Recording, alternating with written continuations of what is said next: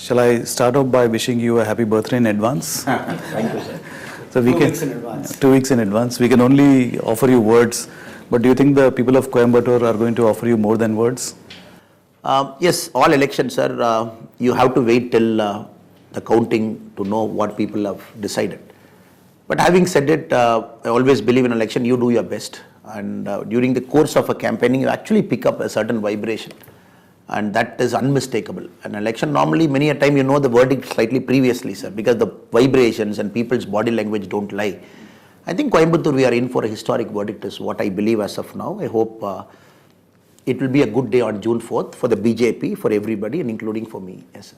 Including for BJP nationwide? Nationwide, because ambitious target, big target, and 10 years government in power, going for another 5 more years with a very, very big ambitious target of 400.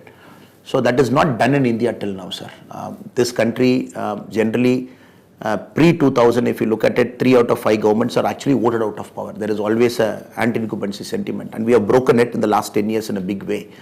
Now 2024 is a real test case when you go above 400, BJP 370, NDA 400. You are rewriting the history of politics in our country. So we hope and believe we have done enough in the ground with our hard work and what we have done over 10 years. That will be a good thing for the party because the politics is going to fundamentally change, sir. 10 years in government, 5th year again when you're crossing 370 is just not an ordinary task. You turned 40 on June 4th. I'm sure you desire an extra 0 for NDA on June 4th. Now, coming to a question. This opposition has coined a slogan on BJP's showing, saying that it will be North mein half, South mein saaf. That means half of the kitty which you had in 2019 and South it will be a wipeout. This is according to the opposition. Yeah. Now, what is your reading vis-a-vis the BJP showing in the South? Will it be more than what it got in 2019? That was about 29 seats here. I'll go slightly more deeper into this question, sir, because this deserves a longer answer. If you look at South, sir, all states are very different. There's nothing called a complete South pattern. After Vindhyas, everybody will think from Maharashtra till about Kerala, same way. Pondicherry has got 1 seat. I'll just go seat by seat, sir.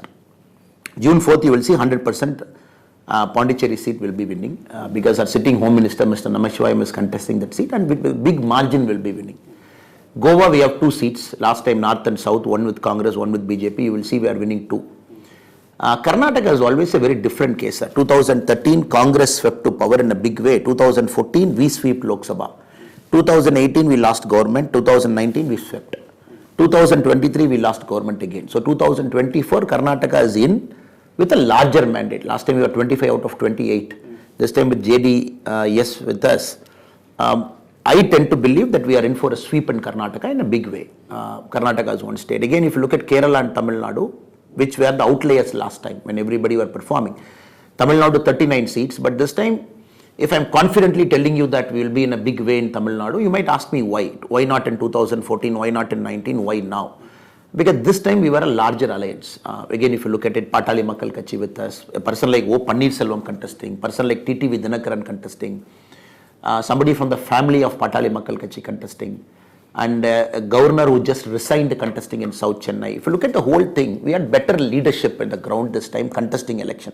Election is all about in the South, you should have better leaders also to pull votes, sir. And I tend to believe that NDA and BJP, we are in for a historic mandate in Tamil Nadu in a big way, which could be over 10. I am always telling my guesses we are in the double digit, NDA and BJP together. I tend to believe it will be a historic mandate from southern part of India on June 4th, just because every state we had something going for us. Tamil Nadu, we had an anti-incumbency against DMK, adding to it Modi ji's personal charisma and appeal. Karnataka was always a Modi state. Even when we lose power, within 1 year they will shift to Modi ji in a big way. And Kerala, it's a strong 3-way fight in 4-5 seats we should give numbers. So overall, it's a good number. Coming to northern part of India, sir. Now again, I'm not a big guy in the northern part of India. I'm just a Karyakarta, spent some time in Maharashtra, some time in Delhi. But what I see in the ground, it is intact, sir. It is not that people say we have maximized so much. After maximization, you can only come down. Then in politics, generally they say there is one way, or there's only one way after you reach the top. You have to eventually come down. But I believe BJP will break that myth this time. Orissa, West Bengal, areas where we are going to add more numbers. Because when a person like Modi ji comes, he uplifts the standards of politics so high, and even a Karyakarta gets judged to Modi ji standard. But you will see, because of the superior image of Modi ji, everything will tide over. So I expect 370 for BJP, the target, we should exceed that, sir. Mr. Annamalai, the voter in the south, I know it is not right to generalize and say the entire south is the same, but what is it that attracts that voter in the south to BJP? It can't really be the Ram Mandir issue, which is a big emotive issue in the north, but in the south it is not such a big thing, right? Tamil Nadu politics for a long time, at least for 20 years, was decided who will align with Congress so that I dismiss my opposite Dravidian party who's in the state. So what has happened, sir? This has created a lot of dissonance in the mind of people that Congress is bad for us, especially central parties are bad for us. In Tamil Nadu especially, sir. Now, Congress is nowhere in Tamil Nadu. Such a party, important party in Tamil Nadu, such a vote share. In 1971, anybody is tracking Tamil Nadu politics, Indira Gandhi ji said, you will not believe, sir. A party in power in 1967, Indira Gandhi ji said, in Lok Sabha, give us half seats, 20, you take half with the DMK, we will contest. Assembly, we are not contesting. Can you imagine a party which lost in power in 1967 just because Karmaveer Kamaraj Rai had anger against him, you wanted to finish him off? I'm not getting into details, sir. But we have to understand this microscopic things. We might not understand why South is like that. So you made Congress not to contest one assembly election fully. You made DMK to contest as a partner because both the elections were happened concurrently. Congress is gone. Now Congress is a one-person party in Tamil Nadu just because of an alliance with DMK to survive. So this is something which BJP we have done extra work to overcome it. Oh, people from Delhi are not bad. Anybody governing from Delhi, they are not bad to us. Then DMK, ADMK over a point of time they built this narrative that people living here in Chennai, governing from Chennai, we are better in a position to help you than somebody in Delhi who is governing. So this thought is the most important thought we have to counter, sir. That is the most important thought for us.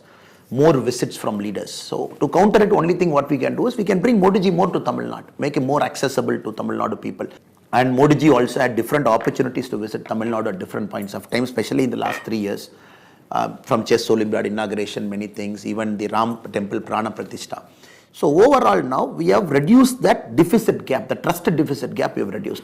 Then you have the Kasi Tamil Sangam, Saurashtra Tamil Sangam, the Sengolan Parliament, which all happened naturally because Modi ji wanted the new parliament to have a certain symbolism also. When the original new parliament, when it was given, August 14, 1947 to Nehru ji, because if you look at Tamil Nadu records, it went with so much fanfare. So Raja ji flew a separate plane, they went to Adinam, got it made from a company in Madras, then did puja in that Adinam, they boarded and 4 or 5 Vidwans came, they all went to Nehru ji's place, 14th August they gave, singing Devaram, but somehow people in Delhi did not understand the significance of what it is. Then quietly it went to Allahabad, Nehruji's home as a walking stick. Now Modi ji wanted to recreate in a bigger way. So he brought all the first time all the 19 Adinams have travelled outside Tamil Nadu in one line. So they all came. So, sorry sir, cutting the long answer short. We have done a lot of groundwork now, at least in Tamil Nadu, to inform our people. Let us reduce the trust deficit. So just to come back to my original question, I'll press you a little bit on that. So Ram Temple is not such a big issue. It is more the regional issues. So I would say, after Ram Temple opening, if you see the number of Tamilians who have visited Ram Temple, it should be one of the highest among the southern states. One of the highest. Because Srirangam, Rameshwaram, everything is closely connected to Ayodhya per se, Lord Ram. Though people might say, oh, Tamil Nadu has got no connection to Lord Ram. We made a press conference also. There are 1,000 temples of Lord Ram in Tamil Nadu, which are at least 300 years old. At least 300 years old. That kind of list. What happened in the last 40-50 years because of an ecosystem that became a noise. So deep connection to Lord Ram, sir. Even the Asta Express train, it was going with a huge demand. Asta Express train was carrying people to Ayodhya from different parts of our country. And a lot of requests for us to get tickets. So overall, of course, Ram Temple has an impact. No doubt about it, sir. But in an election, when you see, it's a matter of 10-15 issues people decide. In a state like Tamil Nadu, is the Ram Temple main issue? No. Is Ram Temple one of the issue? Yes. And this is one of the issue among the 10 issues with which the voter has decided I'm going to vote for Modi ji. Mr. Annamalai, PM seems to be very fond of you. It's quite evident from the body language and chemistry between the two of you. When you finish your Padayatra, he patted your back also. So I'm very curious to know that it's just politics you talk with him, or there's some other topics which you discuss. That is the first part of the question. Second part is, of late, Prime Minister Modi has started quoting from Tamil culture and Tamil poets. So has it got anything to do with you or your influence? Sir, I will take slightly, sorry, my answers are slightly long, sir, because only then I'll give you a context. Sir, many of them might not have followed Narendra Modi's connection to Tamil Nadu pre-2014. Pre-2014, he had a very strong connection to Tamil Nadu as well as Gujarat CM.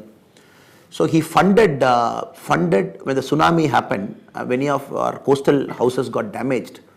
Gujarat was one of the first state to fund construction of houses. He as CM. So he came, he gave money, he oversaw the houses construction. Then his visit was very special to Madurai, a couple of places in Tamil Nadu. He used to come. Very good interaction with viewers. And Tamil Nadu and Gujarat have a deep symbolic connection because we have a lot of Saurashtrian communities who are about 23 lakh, 24 lakh in number, who are in Tamil Nadu. During two waves they came, 10th century and 14th century. So Ahmedabad, many textile mills are run by Tamil Nadu people. So the connection between Tamil Nadu and Gujarat is more than Tamil Nadu than any other state. It's a large connection we have because we import cotton and spinning because we are the Manchester of South India per se if you look at Coimbatore and other cities. So Modi ji had an extraordinary connection to Tamil Nadu. So whenever he comes, even a small city he will connect somewhere.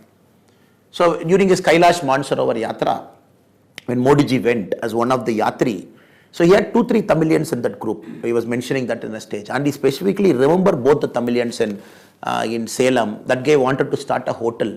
So Modi ji came all the way for his hotel on the inauguration day. This is pre-Modi ji, pre-1997 days, pre-1997. So what I'm trying to say, sir, he understands Tamil Nadu like anything, sir. When you sit with him and talk, when you name a city like Namakkal or Karur, Modi ji will say, okay, Karur means textile, home textile, Namakkal means egg. So that kind of understanding. I tend to believe, which Modi ji never made it open, that he has got a lot of Tamil Nadu friends from Tamil Nadu. Again, if you look at the Gujarat days, some of the top IAS officers who happen to be Tamil, happen to be his chief secretaries, commissioners of police, happen to be his advisors also. So this relationship is very deep and long, Modi ji, Tamil Nadu and Modi ji. So you have been a very staunch critic of TMK and equally you have been a critic of AIDMK as well. Looking at 2026, do you think BJP should go alone for the assembly elections or should it go with the allies? And who are your national allies for the assembly elections? Sir, what is the problem between ADMK and BJP, sir? We were an alliance from 2019. 2019 election we faced together. 2021 we faced together. No disrespect to any party. It's a bigger party. Some of the great leaders have come from ADMK, sir. Very strong party. But in a voter mind, voter needs a very clear-cut single objective narrative, sir. You cannot have an alliance where two parties are together where ADMK will say we oppose NEET. That BJP will strongly defend NEET. Then ADMK will say we oppose new education policy. Then BJP will strongly defend new education policy. ADMK will say we oppose 3-language formula. This happens daily. So half the time when you do a press meet, press friends are there, 30% questions is more on ADMK. ADMK leader said he opposes 3-language formula. What do you say? They said that they don't want NEET and they issued a press statement. So what happens, sir? The voter is so confused, and being a smaller party, 2019 what happened? Being a smaller party, we contested 5 seats, ADMK contested large number of seats out of 39. So your voice was not here to the people for what is BJP standing. So many a time you are very careful as a leader, you should not hurt the ADMK because they are a bigger party, and many a time you keep your mouth shut. So now one fine day we decided, if we have to emerge as a party, people should know what is BJP, Tamil Nadu. And a political party, when we have to grow, when we are ambitious as a party, we have to do certain things. And playing second fiddle to somebody for a long time will kill our party. Then as a Karyakarta, if the national party, our leaders decide, let us go for an alliance, we go for an alliance. Let us say we go alone, we go alone. I am a small man in the whole system, sir, to decide in 2026 how the alliance should be, how we should go. But as of today, if you ask me, sir, we have set a very different narrative. That is why Tamil Nadu on June 4th will have a third political party. Till now, there is no third political party, sir. 2014, when we contested alone also, though we formed the alliance, but we contested 6 seats. So now we are contesting 19 seats, which is the highest in the last 20 years. BJP contesting 19 seats. Our alliance partners contesting in 4 seats in BJP symbol, which is 23 lotus symbol. For the very first time, for example, in one constituency, we haven't contested after independence. We are contesting for the first time now. People have the choice to vote for lotus. So this election is all about, sir, BJP reaching out its presence in all the 39 constituencies, where last 20 years, at least in 13 constituencies, they are voting for lotus for the first time. You cannot have traditionally Coimbatore, Kanyakumari, South Chennai, the 3 places I will keep contesting for 20 years. How will the party grow, sir? So it's a very tough decision we have taken. One, to expand the party, one, to make sure lotus is blooming everywhere. People will have a choice to vote. So you will see the results very surprising, sir. This time the party will get more votes than the traditional centers. Non-traditional centers, people say, Virudhunagar you see this time, sir. You see something like Chidambaram. You see something like Central Chennai, where we have never contested in 20 years. You see Tirunelveli. You see those places, party will get huge amount of vote share. Because you cannot run a party with an assumption the party is Coimbatore based or Kanyakumari based or Chennai based. So overall, June 4th, I have to give the results to what I speak. I can only speak as a Karyakarta. Now we have done this and we have expanded this. But I am very confident as a Karyakarta, as a state president, whatever risk we have taken, it will pay off on June 4th, sir. Sorry for the long answers to all questions, sir. There's a perception that in Tamil Nadu, that the BJP is a very Brahminical party. Your base is upper caste Hindus. So you have been president for the last 3 years. So what have you done to change that perception or to sort of widen your support base? It's a myth, sir. When somebody says BJP is an upper caste party in Tamil Nadu, it's a myth, because our first Jansang president of Tamil Nadu is a Christian, Sri V.K. John. And I keep his photo in my office. And many people, when they enter my office, they'll ask me, who is this gentleman? I say he is Mr. V.K. John, especially for the younger Karyakarta. I said, who is he? Then I say, he was our first Jansang president. He is a Christian. Jansang, I don't think many states would have got a Christian president. So Tamil Nadu history is very unique, sir. So starting with that. Then later we got into a long phase of the party where it was a state president was a Brahmin. It was a Brahmin leadership for a long phase of time, maybe 2-3 continuous times. The DMK was able to successfully set a narrative. Jansang means Brahmin and Jansang means anti-Christian, anti-Muslim. That they transferred to 1980 when BJP got emerged after this, which went on for a long time. Now if you look at it, sir, till Jayalalitha ji is alive, till Madam is alive, she is a far superior Hindutva or Hindu leader than anybody in Tamil Nadu. Far superior Hindutva leader. When you have BJP as a party, when you have Jayalalitha as a leader, when you both of you coexist, and the natural choice of a Hindu voter would be to Jayalalitha ji than to BJP party. I am talking of pre-2014. Natural tendency is to vote for her. Because Jayalalitha ji displays her Hinduness very openly. Maybe the first politician in our country, except BJP, outside BJP, to say, if you don't build a Ram temple in India, are you going to build it in Pakistan? A lady in 2002-03 brought anti-conversion act in Tamil Nadu, anti-conversion act. So, who donates liberally to temples, contested from Srirangam, took efforts to revive the temple in a big way, gifting elephants to all the major temples. If you look at her activity as a persona, she was a far superior Hindu leader, sir. But having said it, she had her bases in all different communities also. For BJP to truly emerge in Tamil Nadu is happening only after post-Jayalalitha ji's era, honestly speaking. Only after post-Jayalalitha ji's era. If you look at both the parties, sir. ADMK went for an alliance with SDPI now. SDPI, just before the alliance, the president of SDPI got raided by NIA because he was funding some terror group which was involved in some killing. PFI got banned and ADMK went for an SDPI alliance. Parties like DMK, I am not getting into it.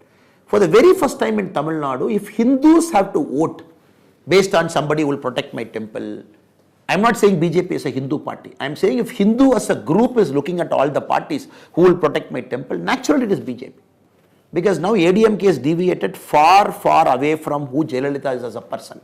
Would it be fair to say that you were saying that you went into the space that was vacated by Jayalalitha in the Hindutva space, and that that became available to you and then you stepped in and occupied it. Is that what you're saying? Sir, I would honestly say yes, that Tamil Nadu BJP got its pace in Tamil Nadu in a big way because of two factors. One, Modi ji coming to power in 2014. Second, Jayalalitha Amma's demise. The two are the very critical ingredient factors, because normally this kind of things only after 30 years we can look back and say where the opening happened. So now, since we are in the middle of that growth phase, I would say these two are the most important factors according to me, sir. In Tamil Nadu, you are now the face of BJP. In this part of the country, we recognize you as the face of the BJP. BJP is Annamalai and Annamalai is BJP in Tamil Nadu. And in 2026, there are going to be assembly elections. Would you expect your party to nominate you as Chief Minister candidate well in advance? Because the elections are becoming more and more leader-centric now. I always believe in politics there should be an accountability, sir, where I'm answerable to somebody, can question me. That's how democracy goes. But the problem in personality-based politics, especially in Tamil Nadu, which created that, very unfortunately, there is zero accountability, sir. For example, if you look at a party like DMK, there are 12 families in Tamil Nadu which is into their third generation. If you look at the current MP, sorry, I'm taking some long answers, sir, because this is something very personal to me. As a Karyakarta, then as a BJP member. If you look at Tamil Nadu as a group now, if you look at the Lok Sabha elections, South Chennai DMK MP candidate is a daughter of the Finance Minister of Tamil Nadu, Tangam Tennarasu. Both are sons and daughters of a DMK MLA. They are third generation now. If you look at the Central Chennai DMK MP contestant, Dayanidhi Maranji, Murasali Maranji's son, you know the connection.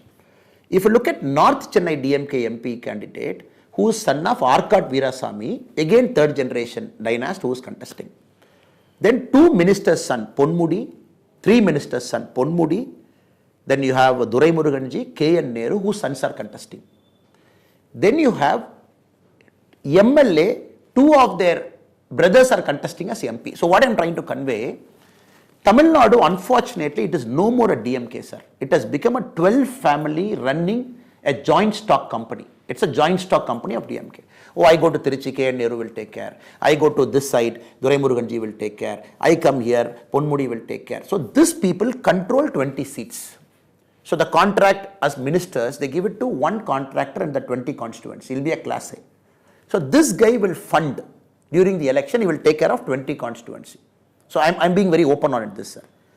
If you don't break this model, there is no way a pure democracy is going to come to Tamil Nadu. So if you look at all their models, they're very clear. They grow contractors in each of those space. There'll be 4 contractors. They'll take care of 25 constituency.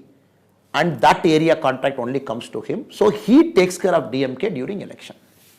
Now I believe BJP should not get into that route. We should not copy the Dravidian model anyway. Annamalai today is here. Tomorrow Annamalai should be in some role. Because normally when you make a tree very big, when a tree grows very big, so what happens when the tree dies? The small trees will take a lot of time to grow. That's the unfortunate nature of Indian politics. So I believe it cannot be leadership centric. It should not be Annamalai centric is my thing. And I keep telling my motto is to have 234 identified leaders at the. I would prefer a model in BJP where we announce 234 candidates now only. Do you think BJP has identified such leaders for the next It generation? is doing it in a big way, sir. I think it is doing it in a big way. At least for Tamil Nadu, they have given us that leeway. No, not Tamil Nadu. Nationally speaking, BJP is a leader-centric party. Mr. Modi dominates the entire party. Where is the next line of leadership? Sir, it is there, but what I am saying, this is Modi ji speaks this. Modi ji speaks this inside meetings. Normally you see Modi ji outside. You don't get to hear Modi ji what he speaks in our executive meetings or inside meetings. So Modi ji is a big votary. That is why you see Chhattisgarh, sir. You have seen Madhya Pradesh. You have seen Rajasthan. So now what the party is trying to do at different points of time, it is all becoming organization centric. It is all becoming, of course you can't help it, sir. Vasundhara Rajaji is a great leader. Shivraj Singh Chauhan is a fantastic leader. They are a wonderful leader, sir. Raman Singh ji is a great leader. But people love and affection. Yediyurappa ji is a great leader. But it will grow you as a bigger leader. Now it is not Modi ji's fault that people adore Modi ji. And it is not Modi ji's fault. Somebody will say, I don't like your MP, I'm going to vote for Modi ji because I want Modi ji. We are seeing in India many places. It is not Modi ji's fault, sir. Modi ji is a product of the same system, Indian democracy. Now, I am only saying, sir, I am being conscious as a leader. All of us are being very conscious as a leader that instead of having one guy in a state to run, let us have 234 guys in a state to run. So it should not become, oh, Annamalai is very powerful. And then 10 fellows will come around me to say, I'll be close to Annamalai so that Annamalai will reward me something. Then 20 fellows will become close to the 10. So this, I believe, is not the model of our democracy should work. So nobody is close to Modi ji, sir. Modi ji likes me, hates me as a karyakarta. That's how Modi ji treats everybody. Can somebody say in India, 76 cabinet ministers, oh, he is very close to Modi ji, he is Modi ji's brain. These 3 people run the party. 100% no, sir. So Modi ji is close to everybody of the 76. So that is the model that we say we should bring. Else it should not become a thing. You want to meet Nadda ji, let us meet Nadda ji only through these 3 people. Or I want to meet Rajnath Singh ji, can I meet only through these 2 people? In our party, that is not the case. That is that BJP has made sure that enough leaders are on the ground. A specific question. Sir, now, anybody who has seen Modi ji, I always keep this example which is very close to me. I would love to see Dhoni for one more term. I would love to see Dhoni coming back and playing IPL 2025. Then people might say, oh, he's 43. What did Dhoni say, sir?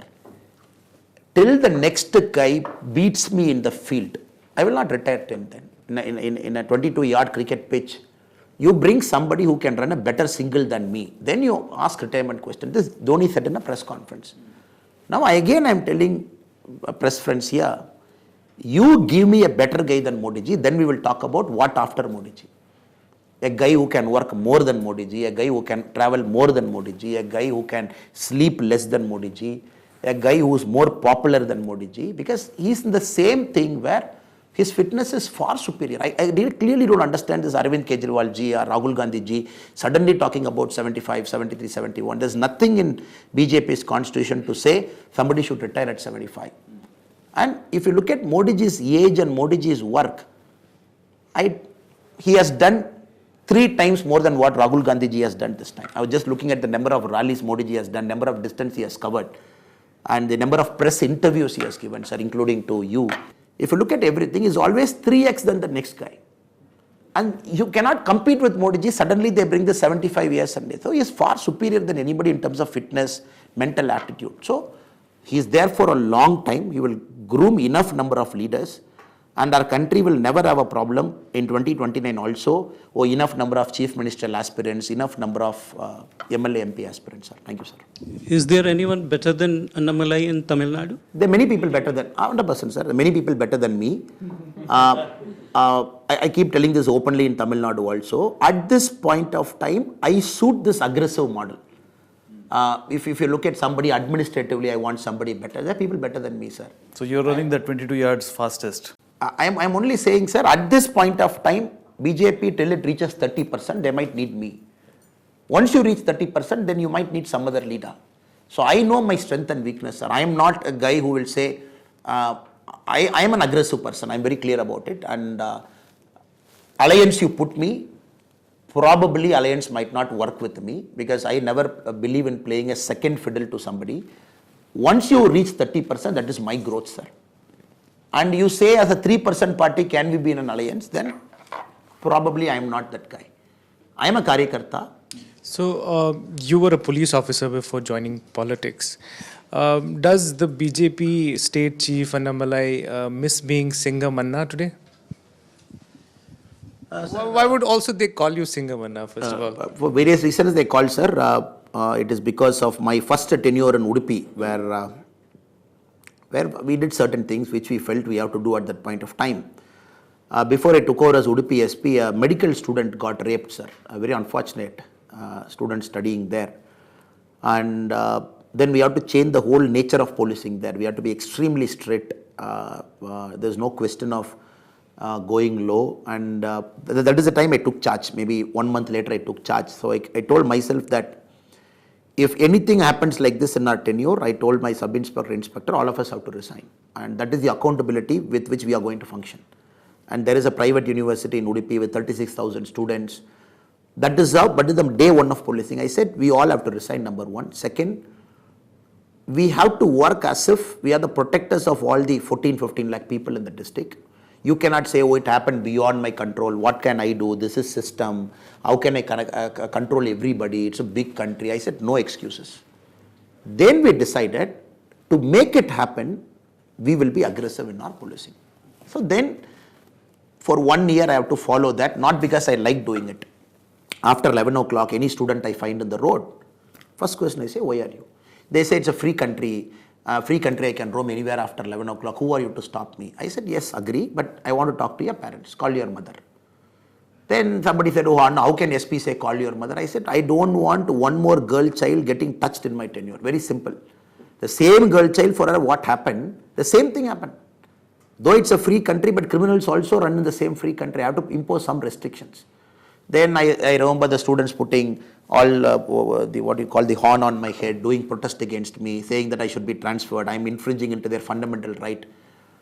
But I'm extremely happy and delighted, sir. But we struck to a model of policing in which the safety, security of a citizen's life and your property was paramount.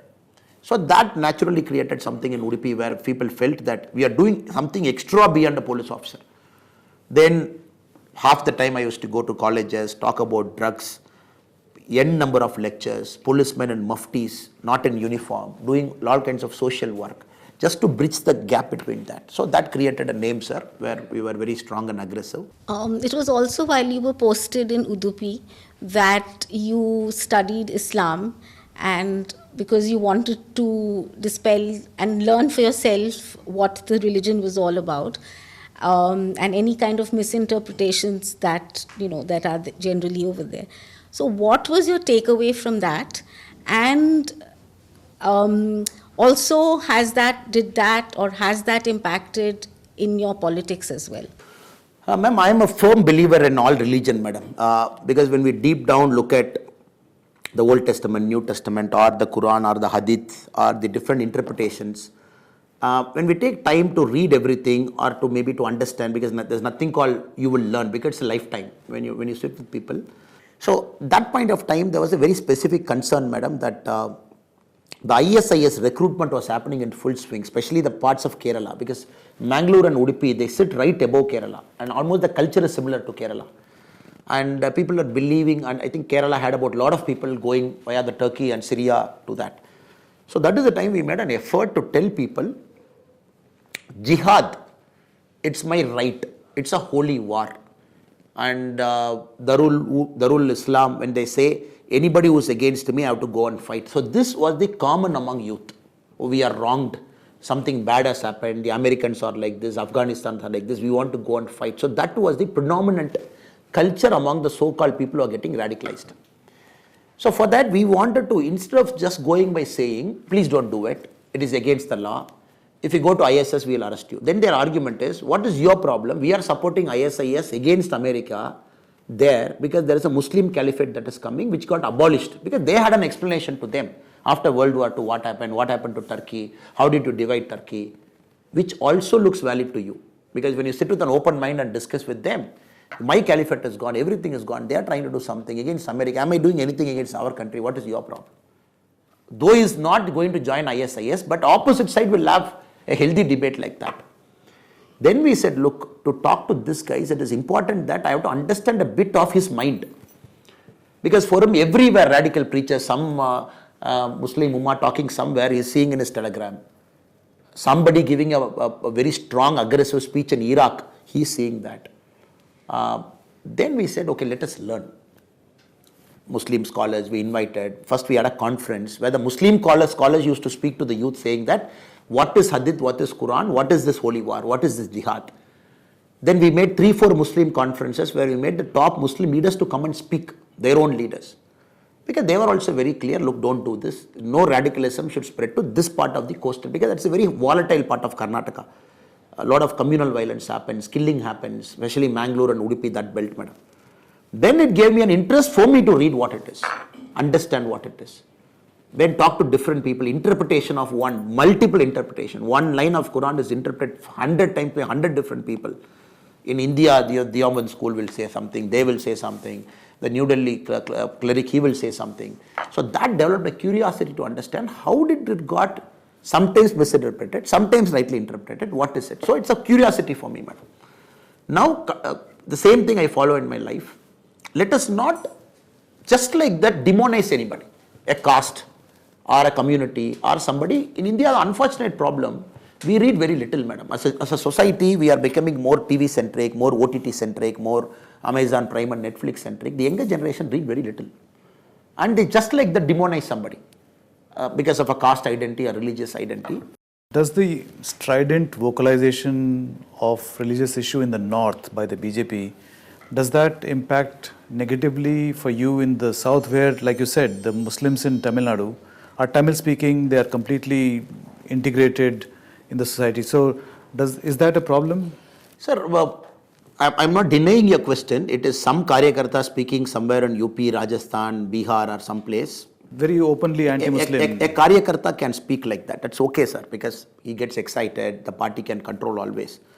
So we as a leader, what do we speak counts as a party. Because it's a big party, 20 crore people and all kinds of people are inside. Somebody has faced a communal violence. Somebody has lost something. So they get excited, they speak. It is true.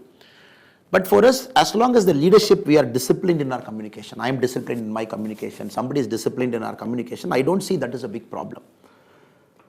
Sometimes what happens, a Karyakarta does something from different parts of India. Immediately they will blow it up saying, this is BJP for you. Then we defend saying, look, of course we don't approve of that Karyakarta what he has done. But we as a party, this is who we are to you as a person to you. So it happens both ways, sir. But I believe we are very disciplined in communication as a party. So you do think it's unfortunate that some Karyakartas will very frequently say, Muslims, you don't belong here, go to Pakistan if you don't believe in our culture. I think it's unfortunate, sir. It's unfortunate because party is very big. We personally make sure that we don't allow people to speak that language because everybody is part of our country, part of our Bharatiya spirit. You cannot just say, who am I to say you don't belong to India? My first question to anybody, sir, who am I in this country to say you don't belong to my country? That itself is wrong. It's our country. And second, again, the very unfortunate part, terror doesn't see a religion. We have seen everywhere in our country where I'm very particular is terror doesn't see a religion. So Annamalai ji, we have seen reports in social media that people are discussing that they don't need EPS, they don't need OPS, they need an IPS. So you have completed your studies in IIM and you were an IPS officer and you have some engineering background as well. So how do you see your higher studies from one of the premier institutions and your IPS training helping you understanding the political dimensions of this country? And do you think that more and more well-educated people join politics? So for me, coming to Lucknow was a very conscious choice.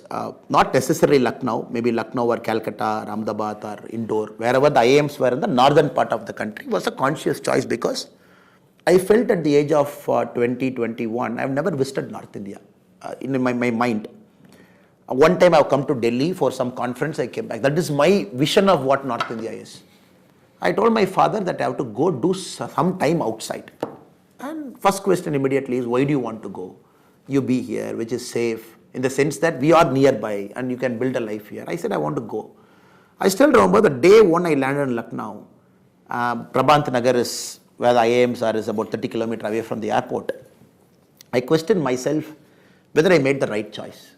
New language, new culture, everybody is new. Even to argue with the taxi driver, a person with zero Hindi, that took about 20 minutes because I was saying something, he was saying something. To come to that middle ground took 20 minutes. Yeah, then after that, I sat in the car, he said, since you didn't show me this luggage, again the negotiation started from zero for 10 more minutes. So, but Lucknow made me, sir. It made me as a person because I went outside, explored, whatever little time the busy IIM life will give you. Then I got a complete different understanding of our country. So even now our holidays, when we take a holiday out, sir, we do one south, one north, one northeast. That's how our family holidays are. So last time we finished Kerala. So this holiday post the election, we will go to northeast or someplace. So I want my children to go out and explore and come. We do rotation of India, one rotation we do.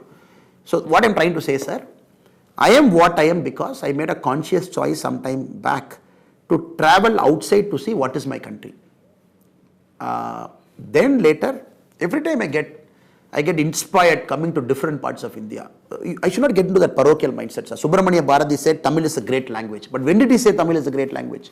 After learning 14 languages, he said Tamil is a great language. For everybody, their mother tongue is superior. I cannot be a politician in this country to say, I can always say my mother language is superior. But I cannot say, your mother language is inferior, so my mother language is superior. That narrative is something which I hate, which DMK was doing for a long time. You don't go outside, you don't meet anybody, see their custom, culture, their language, their food, their richness, their shairis, and their poetries. And somebody like Kuampu in Kannada, beautiful writing, amazing writing. Some of the best writings I've read is Kuampu's, what he has written. Some of the greatest short story writers I've read in Kannada, some of the great stories in Malayalam, equally fantastic. But me as a Tamilian, unless I explore all these facets, it doesn't make me as a complete Tamilian. So now I take pride in me being a Tamilian. Doesn't mean I should put anybody down. I'm an Indian first, Tamilian second is always what I say, sir. How many times a North Indian family brings their children to a South Indian town? Or how many times a South Indian family brings their children to a North Indian town? Doesn't happen. So what happens? This kid also grows with their same filter mentality. This North-South fight will happen for another 20, 30 years if we don't make a conscious effort to do it. Mr. Annamalai, this has been an extremely interesting conversation, very enriching, and you have given a unique perspective to your party for all of us.